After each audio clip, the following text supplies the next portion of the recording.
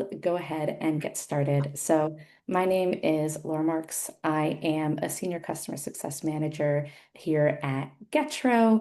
We power job boards and talent networks for a variety of economic development organizations. And we are really thrilled today to dig into a conversation about the state of EDOs right now. How are you being impacted by AI, changes in technology, changes in the market? So, we have a lot to dig into today. And so, I am really grateful to our three panelists, Bree, Jeff, Justin Stewart, for being here today. So, I guess just to kick things off, would love to have an initial introduction from each of you. And really, just to give you a sense of the agenda, we'll start with quick intros. We'll dig into a deeper discussion. We have some really meaty questions that we'll dig into. From there, we'll have a brief demo of the Getro platform so you can see how it works and kind of see how it can really benefit EDOs. And then from there, we'll open it up to Q&A. Of course, if you have a question in the meantime, as we're chatting, feel free to use the Q&A. Let's kick things off. Would love to hear just kind of a brief introduction, your name, your title, a little about your professional background. And because at Getro, we're so focused on networks, would love for you to share a little bit on how your network has impacted your career. So, Bree, we can go ahead and we can start with you if you'd like to kick it off. Yes, happy to share. My name is Bree Mosier, everyone. Again, thanks for joining us. I lead the Flint and Genesee Education and Talent Division of the Flint and Genesee Group, which is a regional economic development organization here in Flint, Michigan, serving all of Genesee County. So our organization houses the Chamber, our CVB, our Economic Alliance, and then my fourth division, Education and Talent, which focuses on talent development, retention, and attraction from the time teens are in high school until individuals are actively participating in the workforce. So that looks like a lot of programs, a lot of, boots on the ground effort. I've been with the organization for almost 7 years, and my background prior to coming here was corporate training. So it's been an interesting transition from the private sector and bringing that employer experience into this role. And I will say my network has been huge in helping me to build that nonprofit economic development muscle because that was experience that I wasn't bringing into the first role that I joined with this organization. And really happy to see some of those key individuals on this panel, on this call. Rachel Gray from Grand Rapids has been huge in helping me to develop my love for talent attraction specifically in this place-based talent work. So again, thank you for having me. Happy to be here. Love that. Did you know that Rachel was going to be here? I didn't, but what a pleasant surprise because we were supposed to meet earlier. And like she said, Michigan represent. We've got a really, really strong team here in Michigan across all of our regions and counties. Love to hear it. Love to hear it. Amazing. Wow, what a coincidence. Justin, let's pass it over to you. I'd love to hear more about you, your background, and how your network has impacted you. Sure. Hello. Thank you for having me in today's discussion. So, my name is Justin Stewart. I work with an organization called the Northwest Arkansas Council. We are a nonprofit organization right here in the heart of Northwest Arkansas. Northwest Arkansas, for those of you who may not know, is also home to Walmart, Sam's Club, Tyson Foods, and JB Hunt. And under our umbrella at the Northwest Arkansas Council, I like to refer to us as, we all work in different project silos. We have an area that focuses on healthcare, workforce housing, diversity, equity, and inclusion, recycling, and of course careers, and that's the realm that I fall under as talent ambassador. And I get to connect with just amazing, wonderful types of talent across the country who have a true interest in setting foot in Northwest Arkansas. Some of my background prior to this work, I've been on this team for 5 years now, but my background is in higher education and also in supply chain. And I would say that one of the ways that this has helped my network improve is just simply it's allowed me to kind of extend my tentacles and meet new folks across the country who want to hear a lot more about what's going on in Northwest Arkansas and help and share our story with them. Love to hear it. Wow. It's so interesting, kind of the diverse backgrounds that EDO, this work attracts. Extremely exciting. Jeff, let's hear about you. Good afternoon. I'm Jeff Schaff. I'm the Vice President for Talent Strategy and Signature Events at the Toledo Regional Chamber of Commerce in Toledo, Ohio. We represent over 2,000 member businesses, and which represents around 125, 130,000 employees in Northwest Ohio and Southeast Michigan. The majority of the work that I do is in the talent attraction arena. We tell our members that as they're recruiting to Toledo, that they sell their company and we sell the Toledo aspect of it. So it's been a pretty fun job. It's quite a departure from my previous work. I worked for a large automotive research company and was focused primarily on international automotive research. 70 to 80% of the work that we did every day was either ignored or thrown away or deleted. And so it's great to be in an environment where people actually value what you're doing and are excited to hear about it, and where you build a network. It's funny, Bree and I have run into each other quite a bit over the last, I don't know, 2 or 3 years from the work that we do at our various organizations. And we mentioned that Rachel Gray was also on the call. And if you're talking about talent attraction in the Midwest, and especially in Ohio and Michigan, it's great to know that you have peers that you can connect with and bounce ideas off of. And in the chamber industry, we always say we beg, borrow, and steal from the other chambers. When there's good ideas, we kind of morph them into what we're doing. So it's going to be great to hear some things that Justin's doing, and again, to hear the work that Bree's doing. So thanks for having me today. Beautiful. Thanks so much for that introduction. Wow. I jumped the gun on my comment from higher ed, corporate training, and automotive research. That's so interesting, being able to come together and actually do this work of really being able to build communities and change lives, right? You are changing people's lives by bringing them and finding them roles and helping to build communities. So really exciting there. Let's dig in to some of these questions that we have to learn a little bit more, to extract a few insights. I'd say, Jeff, let's have you be the first to kick it off. We'll go Jeff, Bree, Justin with our first question, which is, what's the biggest challenge your region is facing right now in connecting people to jobs? There's a lot changing, and so curious how you're navigating that. Yeah. There is, for sure. So I think the biggest challenge that we're facing right now is finding the people with the right skills to fill the jobs that we currently have available. We are a traditional manufacturing town, but we're also strategically located at the intersection of 80, 90, and 75 north and south. And so we've seen a huge growth in transportation and logistics with warehousing. And it's how are you transferring the skills from one industry to another without pilfering from the companies that have been here as new companies are opening. And then in addition, just making sure that we have the right type of skills for our Fortune 500 companies and our small to mid-sized companies as well. Work has changed quite a bit, and we've diversified the economy quite a bit over the last 10 to 15 years, and we want to make sure that we're keeping pace with that and bringing everyone along with us. Yeah, absolutely. Those are huge challenges to face. And then also, how do you even know? How do you access the data? How do you know what you don't know? Right. We'll dig into that. Bree, would love to hear your take.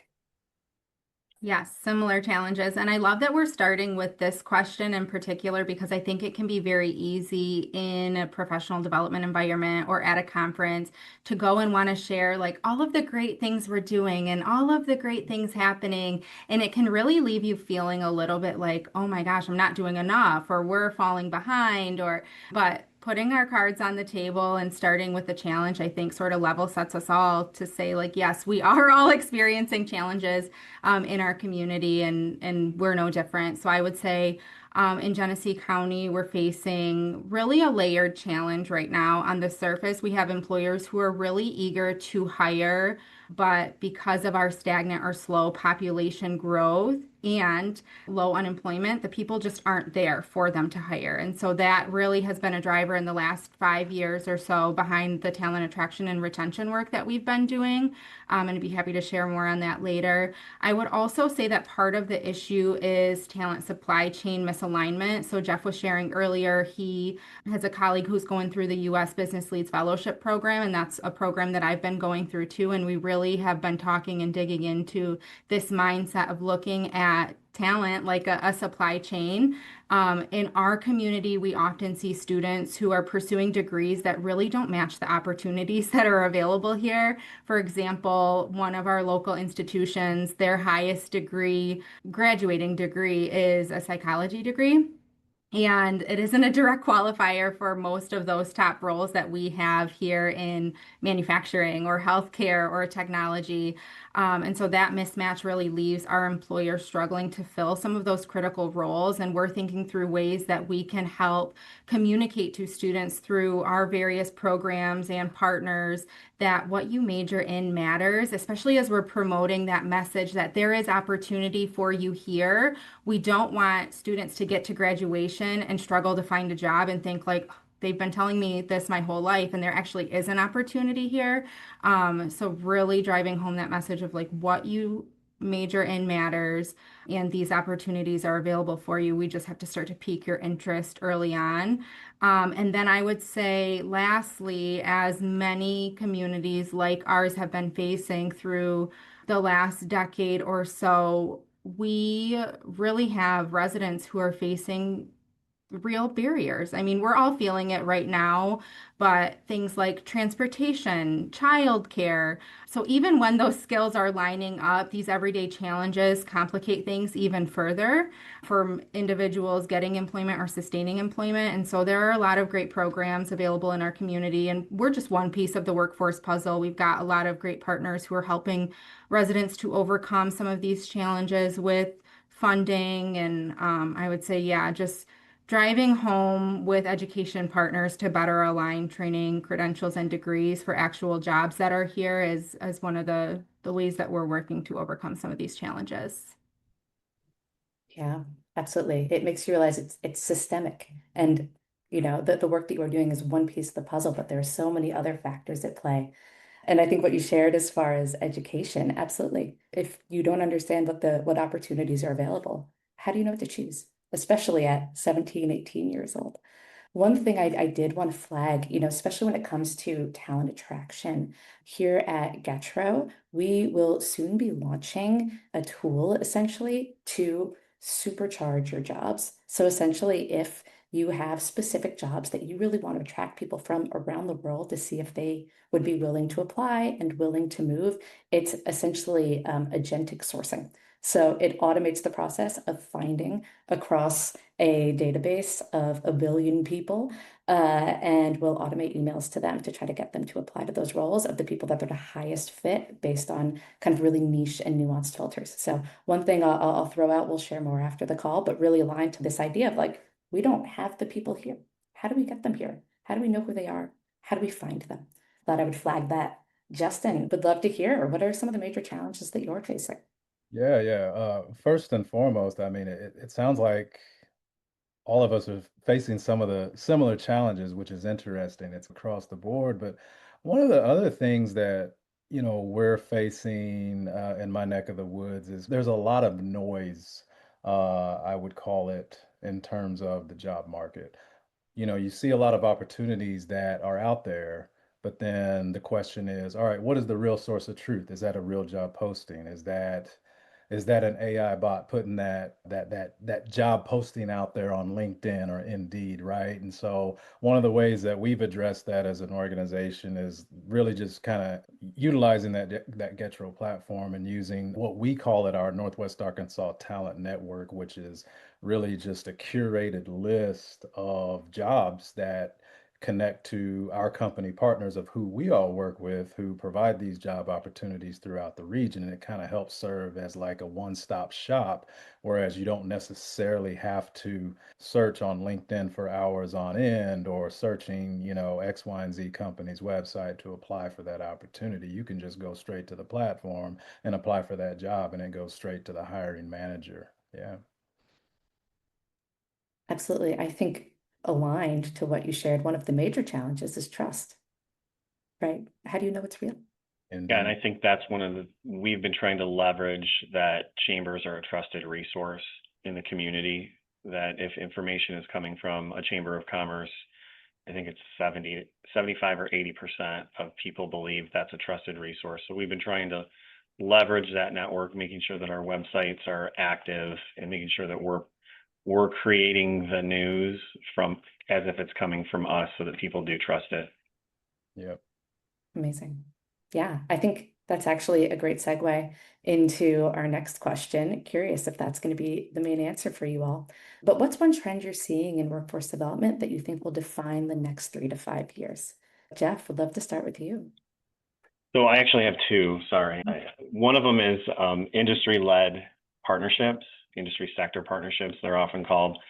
When you're getting the group of employers together to solve common issues so that they can fix career pathing, they can address skills gaps, they can work together rather than going off one by one to try and do the same thing and maybe spinning their wheels. We've had some success with our manufacturing industry sector partnership in the last couple of years. We have a healthcare partnership. We're actually talking about a tech partnership and a trucking partnership. We're really low on truck drivers with CDL licenses.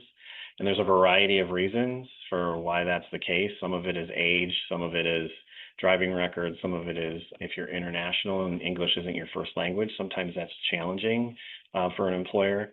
So looking at that, but then also I think it's outside of industry sector partnerships, it's communities coming together to develop creative, innovative solutions to the barriers to entry for folks. So Bree talked a little bit about it. Justin, you've talked a little bit about it. Transportation is a huge issue. Sometimes it's the benefits cliff. So you're reaching a certain point where as you make more money, you're dropping off that cliff and you're starting to lose your food benefits, you're starting to lose your daycare benefits, you're starting to lose your housing benefits.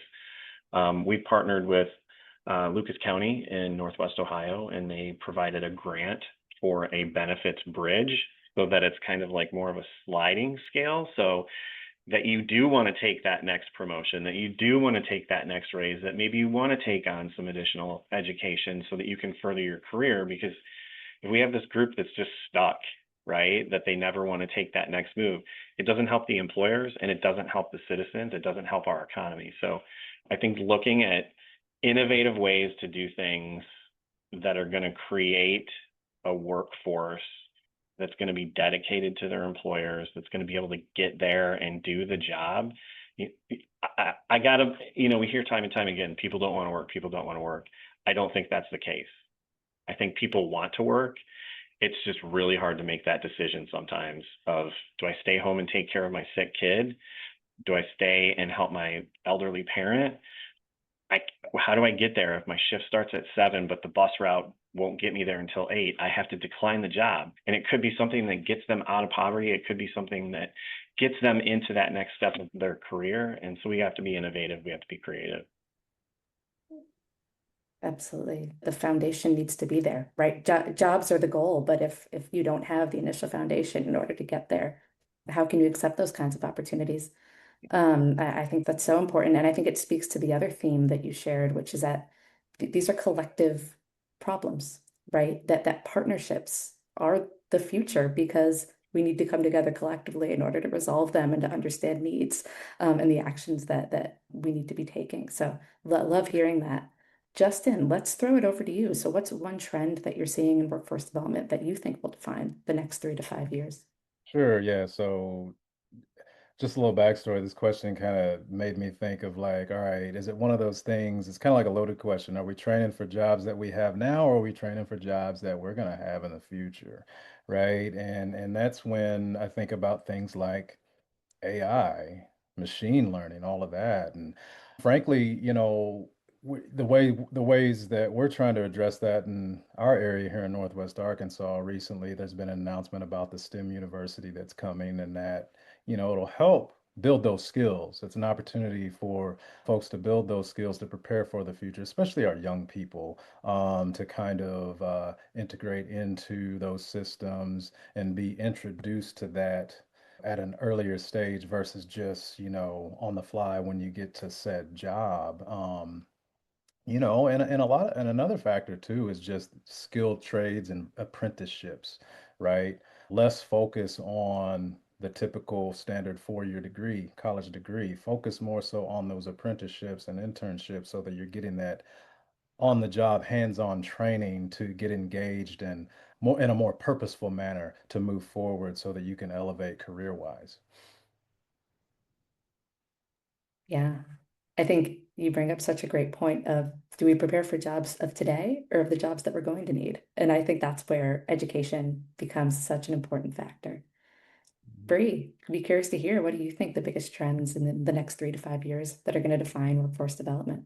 I'm changing my answer because I was going to talk a little bit about AI and automation. Also, like you mentioned, Elon and I just got back from IEDC, and I think there was an AI session in every single breakout block from an economic development perspective, and that really got me thinking about it from a workforce perspective. But I think one of the trends that we really need to watch, and I'm going to say trend, but really kind of a threat, especially for us here locally and in Michigan, are what's going to happen with the shift in global talent.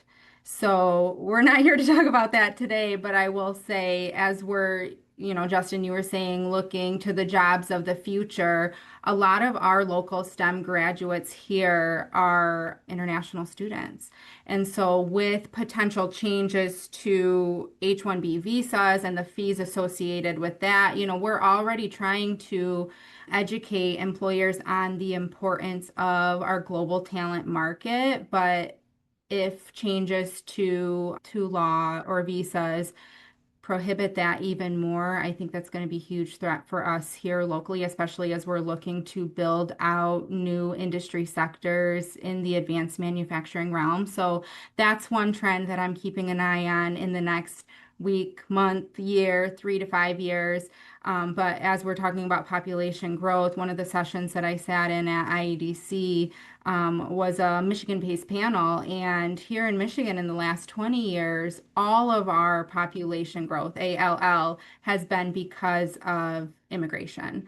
And so for us, it's a huge threat, definitely a trend to watch. Yeah, that's as a former international educator, I feel that deeply around the challenge that we're seeing, and we're realizing that the work that you're doing, there's broader global factors that are at play that have such an impact. So you mentioned about kind of population growth, and to me, and understanding that's coming from immigration, to me, that's a great segue to the next question, which is about data. So Mhm. I'd be curious to know, and Bree, we can start with you, and then we can go Justin and Jeff. But I'd be curious to learn, how are you leveraging data to drive your workforce or economic development decisions? Yeah, my boss always jokes that data is her love language. And so we can't make a single decision around here without looking at the data first. It drives everything we do. It's not just a tool for us, it really is central to the work that is happening here in Genesee County. In 2019, we launched a shared vision for economic prosperity. It's called Forward Together Genesee, and I'll make sure that that link gets sent out in the resources if you're interested in digging into the hundreds of pages of data available there. But essentially, the vision is that by 2040, Genesee County is among the top 5 communities here in the state of Michigan in terms of job, talent, livability, and equity. And that really gives us, that framework gives us some hard metrics to guide decisions around the work that we do. And this isn't solely owned by us, it is meant to be a shared plan.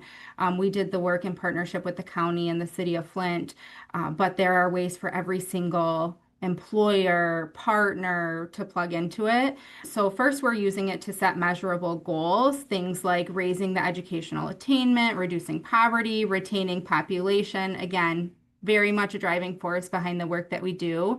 It's also helping us to spot inequities. So one of the things that we saw last year was that a lot of our benchmarks increased, and a lot of the benchmarks that we're not measuring but keeping an eye on just increased. But as we pulled out certain populations, that increase wasn't equitable across the board. And so it's really helping us to make sure that our targeting, outreach, training supports are going where they're most needed so that everyone is feeling that increase in impact. And I would say it also gives us accountability. If these benchmarks aren't being met, it creates a pause for us to ask why. And so we're really using it as like a continuous feedback loop to make sure that we're aligned both with opportunity and equity. And I'll also add that for our organization, this is so important to us that we added some internal capacity of our own. So in 2019, we hired a data analyst. They sit within our grants and development department, but really serve across the entire organization and all of its divisions. And they've really been a driving force in the types of tools that we're investing in. So programs like Lightcast and Placer AI to help make sure that we are using data to inform the work that we do. Amazing. I think that speaks to, as we're thinking about jobs that are available, data is something that I think will be growing. Data analyst, data is something that's going to be hugely important as we're trying to understand and analyze and make decisions from it.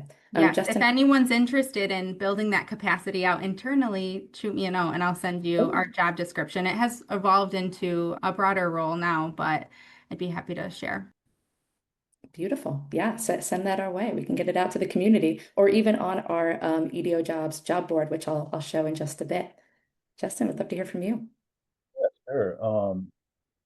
Essentially everything that Bree said, I mean, data is paramount to everything we do as an organization. That's what drives every decision that is made within our organization as it relates to workforce housing, for example. Also on the healthcare side, we also work with our local chambers as it pertains to workforce development issues, gathering data from we work with about 450 different companies throughout the region, and just getting all of those insights accurately gathered to us, whether it be quarterly, annually, so on and so forth.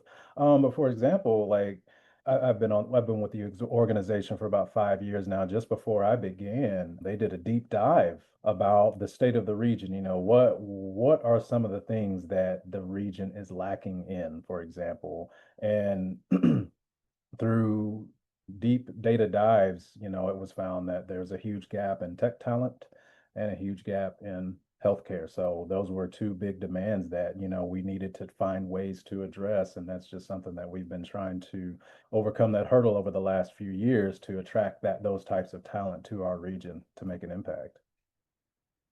Yeah. Understanding the gaps as far as what's available and what the needs are from the companies in the region, I think is essential. And so I'd be curious, what tools have you been using in order to kind of conduct that analysis? So we've utilized sources like just a quick one off the top of my head, sources like Jobs EQ. But then also we use a lot of ad hoc sources, and sometimes we may have to contract. Bree mentioned, a data analyst to, do different deep dives on certain areas. Yeah. Interesting. Well, Jeff, I know that you have been deep in data this week. Up to my ears. Would love to hear about how your team is leveraging data to support, workforce decisions. Yeah, so as you were mentioning, we just came off of our Talent Trends and Best Practices event yesterday, and we partnered with a third-party vendor, back in 2018. It was Avalanche Consulting at the time, and CALE, which is the Council for Adult Experiential Learning.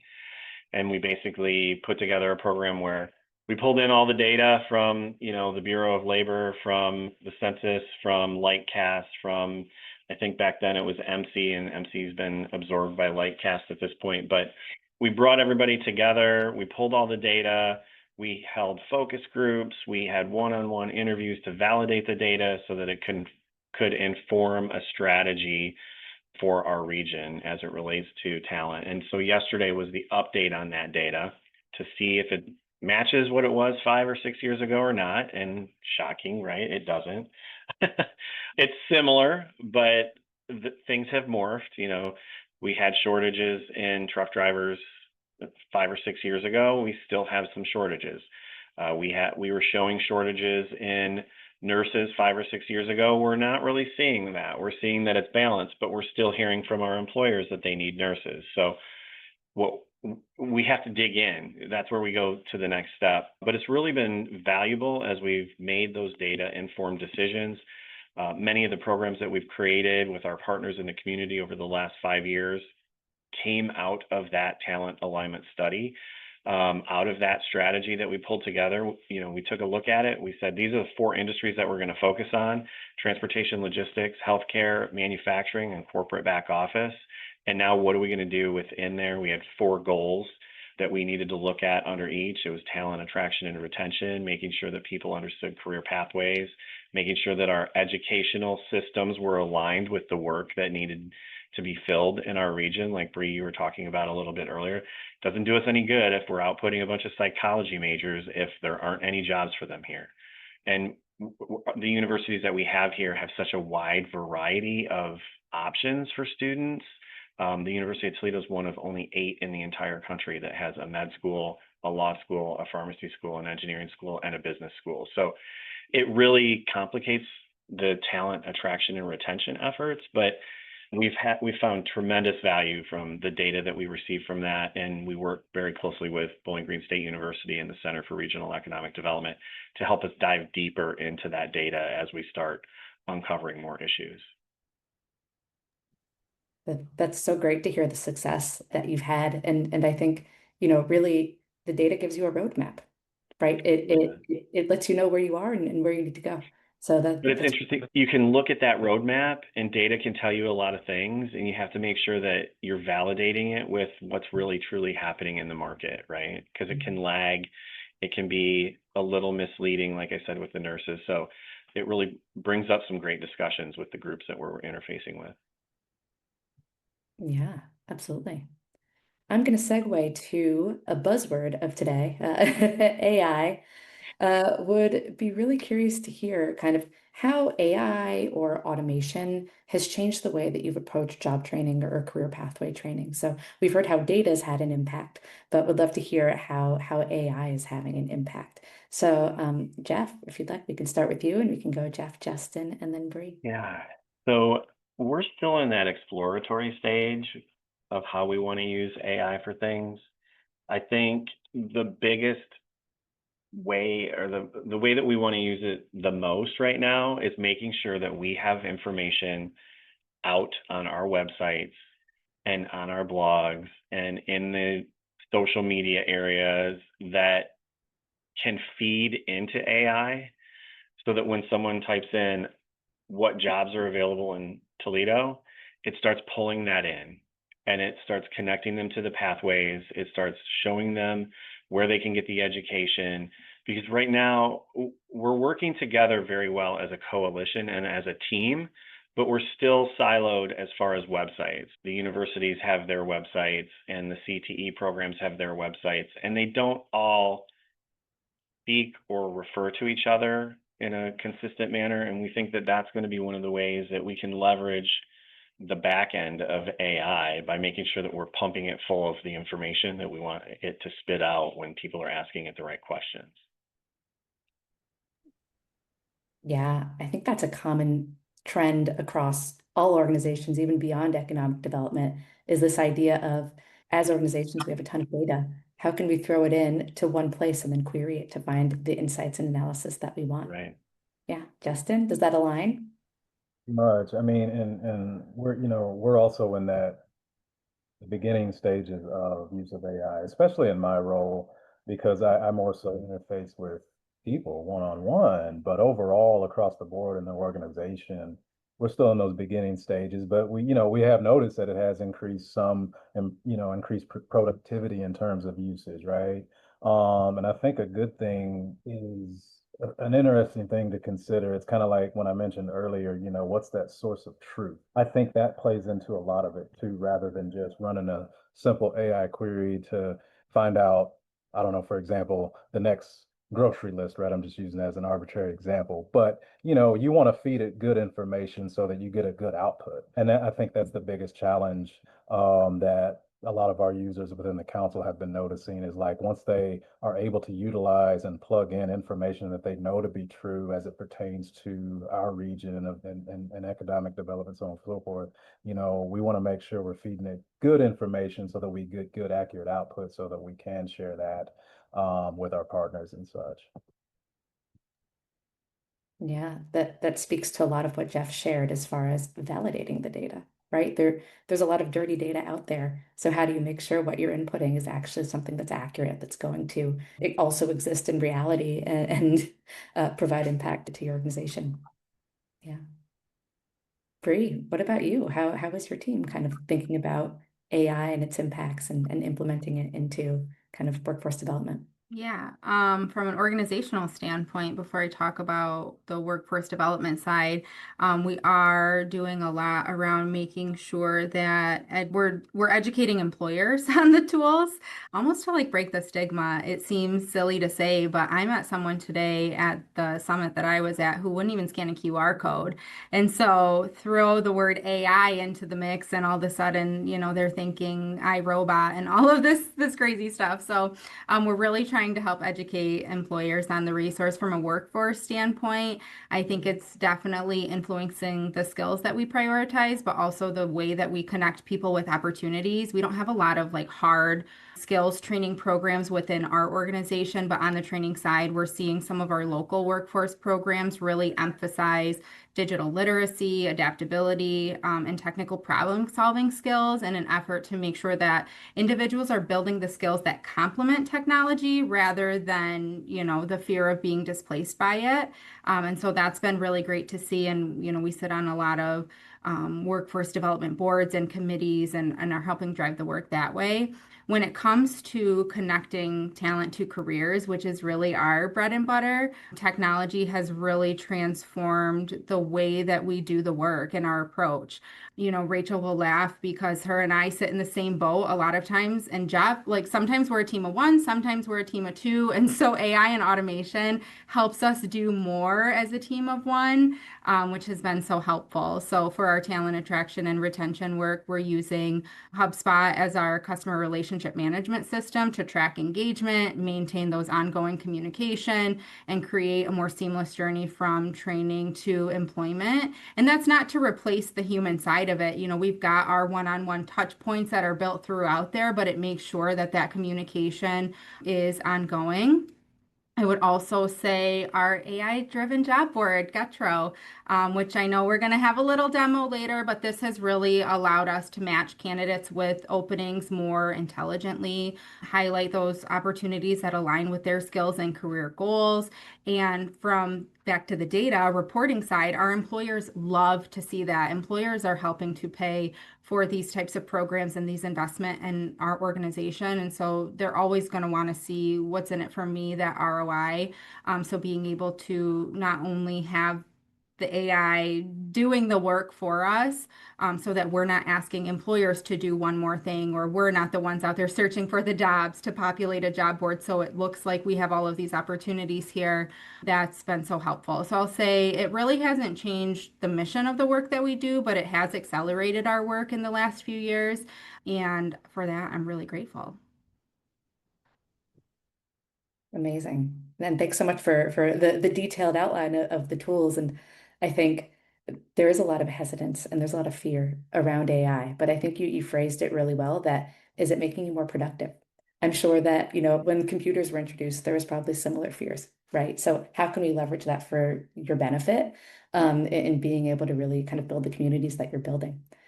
So that said, I want to be mindful of time, and Bree preempted what's coming next, which is going to be a quick little demo of the Getro platform, and then we'll go ahead and we'll open it up for QA, because I think there were some really juicy comments that I have so many follow-up questions that I would love to dig into. But in the meantime, I am going to go ahead and hop in to Getro to share what it's all about. Bree, Jeff, and Justin are all Getro users. Getro powers their job boards for their communities. So I'll show you what that's all about. Let me share my screen. Wonderful. So really what Getro does is we are an aggregator that can create job boards based on the specific companies that you want to list. So this is actually one that we've created that lists economic development jobs, which is pretty neat.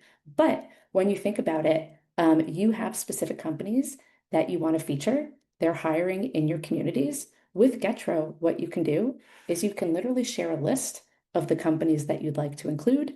we will find their jobs, we will bring them in and aggregate them into a job board so that job seekers in your community have one single place where they can go ahead and they can access those jobs. We also have special filters, meaning that if you wanted to list Walmart, you could specifically say Walmart, but only roles in my region. So it's something that is really specifically important for economic development organizations to really, how do we get those niche roles in our community available in one single place so that we can find job seekers that are really interested in applying. Just a couple of quick pieces that I like to call out on Getro job boards. One, we have really robust filtering, which means that candidates can really kind of dig down niche into what they're looking for specifically. Once they've done that, they can actually go ahead and create a job alert. So that's something that will email them anytime a job comes up that aligns with their interests. So they'll be reminded to hop back in and they can go ahead and apply. What's also important to call out is that we're aggregating the roles, but ultimately, job seekers are applying to the roles directly with the companies. So if they click into a specific role, it's going to take them ultimately to the career page of the actual company. So they're not actually applying on Getro. One other piece that's important, and I think Justin, you had called it out, is that with a Getro job board, you also have a talent network. And so, given that talent attraction is something that's so core to EDO's functions, how do we know the talent that we have? This speaks a little bit to data. How do we find them? And then how do we get in touch with them to understand kind of what they're looking for, seeing ways that we can support them? So the talent network with Getro is a really great feature where job seekers that are on the job board can sign up. They go in, they fill in a couple of different questions. They'll ultimately add their LinkedIn URL, etc. And then from there, they'll actually have their information added into the Getro backend, which is something that's pretty neat. That said, just to show you how easy the Getro backend is, I'm going to hop in and I'll show you what these two things look like in the back. Oops, I opened many things. Here we go. So this right here is the Getro admin portal. So one thing that's really exciting about Getro is that setting up a job board is really easy. All we need are the actual URLs, so the actual websites of the companies you want to add. We do the rest. So once you've gone ahead and you've added those, we'll go ahead and pull those in, which is something that's pretty neat. We also have some functionality where if a company doesn't have a career page, they can actually post roles directly on Getro too. That talent network that we mentioned, if someone signs up to the talent network, they'll go ahead and they'll live in here in your contacts tab. I went ahead and signed up. One thing that's pretty neat is that we have LinkedIn enrichment. And so you'll get to see their entire job history just based on them signing up to your talent network. And you'll be able to track that. You can use that data as you'd like. We have a lot of EDOs that will use this contact data and add them to a newsletter in order to continue to promote jobs. They'll also share contacts with particular employers if they align to a specific role.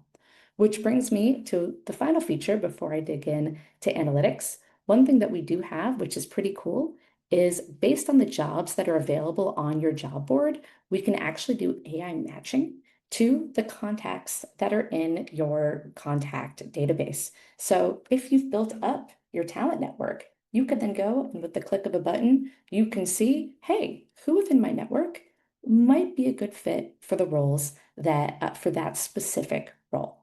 So that's something that's pretty neat. And the supercharged jobs that I'd mentioned previously is kind of like the next step there, being able to look beyond your network. So being able to say, we have these 5 or 6 jobs. How can we find the top talent and automate outreach to them in order to get them to interview? So the final piece, since I know we talked a lot about data, is we do have really robust analytics. And so the idea is we can get a sense of page views, we can see clicks on jobs, we can see who's clicking apply. So a lot of really great reporting in here, which I think really supports, understanding the impact that the job board has on your community, who's accessing it, who's actually finding jobs through it. And one thing that is brand new And it's a new feature that we haven't actually turned on for everyone quite yet. But what it will enable us to do is figure out who's on your job board. So right now, a lot of the data that we have is raw data. But with our new, we call it our LinkedIn capture feature, we can go ahead and when someone signs up or is on your job board and they want to click on a job, they'll actually get prompted to add their LinkedIn, in which case then they'll get added to your contacts, which the reason that's beneficial is then they get listed here in the hires tab. So with your job board, you want to see the impact that it's having, right? Who's clicking, who's on it, but ultimately who gets hired. Because we don't have access to all of your company's applicant tracking systems, we don't necessarily know. That said, with Getro, if a contact is in your database, we're actually looking at LinkedIn to see, hey, who from your contact database is listing that they're now working at one of your listed companies?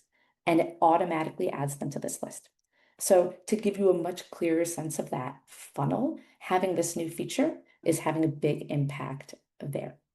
So I could talk all day about Getro. There's a lot here. I think what's most important is understanding that it's very low lift, right? It's extremely low lift. Your jobs are here, it's attracting talent. And then from there, it's up to you to promote and make sure that people have eyes on the board, right? And obviously, all of the additional programming that all of you are doing as far as training and understanding what kind of roles exist and how can you use this to support different educational activities, understanding what the needs are of the community.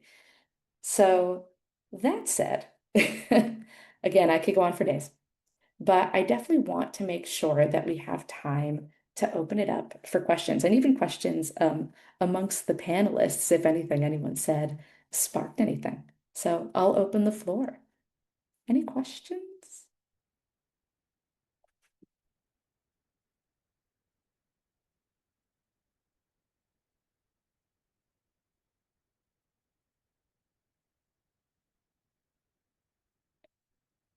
All right. Nothing specific.